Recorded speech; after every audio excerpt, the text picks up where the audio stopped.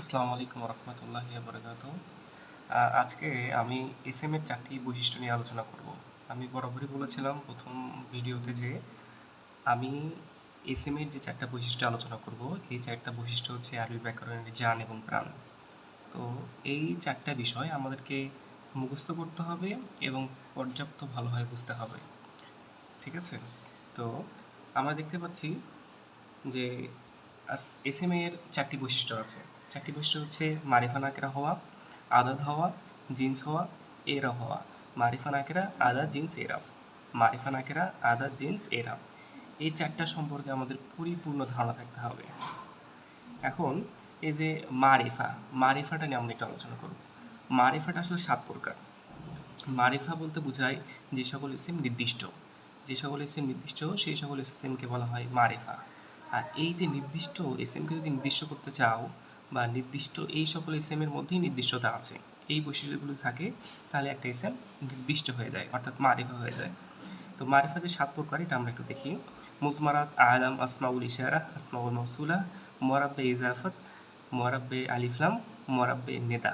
অর্থাৎ মুজমারাত বলতে বোঝায় সর্বনাম সমূহ। যত রকম সর্বনাম আছে সবগুলো হচ্ছে মারিফা। আলাম, আলাম বলতে যেটা বোঝায় সেইগুলো হচ্ছে সর্বনাম। আলাম বলতে যেটা বোঝায়, আমি দুঃখিত, আলাম বলতে যেটা বোঝায় সেটা হচ্ছে নাম, অর্থাৎ প্রপার নাউন বোঝায়। ঠিক আছে? প্রপার নাউন বলতে আমরা কি বুঝি, যে কোনো ব্যক্তি বস্তুর নাম, ব্যক্তি বস্তু বা স্থানের যে নাম, নির্দিষ্ট নাম, এই নির্দিষ্ট নামগুলো বলা হয় আলাম। যখনই তুমি আলাম বলবা তখন সেটা মারিফা হয়ে যাবে। আসমাউল ইশারা, আসমাউল ইশারা বলতে আমরা যেটা বুঝি নির্দিষ্ট, অর্থাৎ ইঙ্গিতবাচক যে সকল ইসিম আছে এগুলো হচ্ছে মারিফা। আসমাউল মাউসুলা, আসমাউল মাউসুলা যেগুলো আছে সেগুলো আমাদের মারিফা হবে। আর মোরাব্বে ইজাফত, ইজাফতের মাধ্যমে মারিফা হয়। ইজাফতটা দুই রকম, একটা আপনার মারিফা করে আর একটা মারিফা করে না।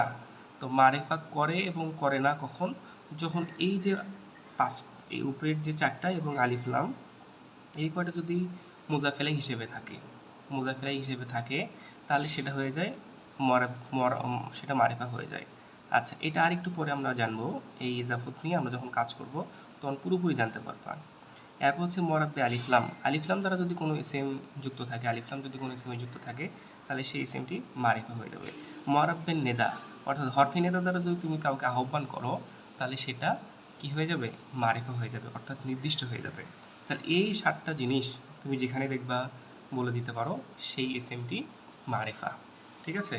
তো মারিফা এবং নাকেরা এটা কিন্তু খুবই গুরুত্বপূর্ণ একটা বিষয়, কারণ এই 4টে হচ্ছে আরবি ব্যাকরণের একটি জান এবং প্রাণ। তো তার মধ্যে প্রথমটা আমরা কি শিখলাম, মারিফা এবং নাকেরা।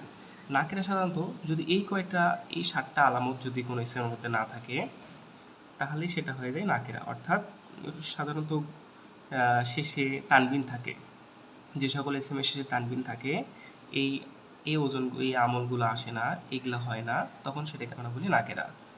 আচ্ছা, এরপরে দেখো 2 নম্বর বৈশিষ্ট্য আদাদ। আদাদ মানে হচ্ছে বচন। বচন আরবিতে 3 প্রকার, ওয়াহিদ, তাসনিয়া, জমা, অর্থাৎ এক বচন হওয়া, দ্বিবচন হওয়া এবং বহু বচন হওয়া। এইটা নিয়ে আমরা আলোচনা করবো ইনশাল্লাহ। এরপর হচ্ছে 3 নম্বরে যে বৈশিষ্ট্য, এটা হলো জিন্স। জিন্স মানে হচ্ছে লিঙ্গ। লিঙ্গভেদে ইসেমটা আমাদের 2 প্রকার, একটা হলো মুজাক্কার, একটা হলো মুয়ান্নাস। মুজাক্কার এবং মুয়ান্নাস, অর্থাৎ পুরুষলিঙ্গ এবং স্ত্রীলিঙ্গ। এরপরে আমরা যে বিষয়টা জানবো সেটা হচ্ছে এরাব। এরাবটা 3 প্রকার, রফা, নসব এবং জার। রফা, নসব, জার। এখন আমরা এই এসএমের যে বৈশিষ্ট্যগুলো এগুলোর মোটামুটি এখন বিস্তারিত যাব। আজকে আমরা মারিফা নিয়ে পর্যাপ্ত আলোচনা করব ইনশাআল্লাহ।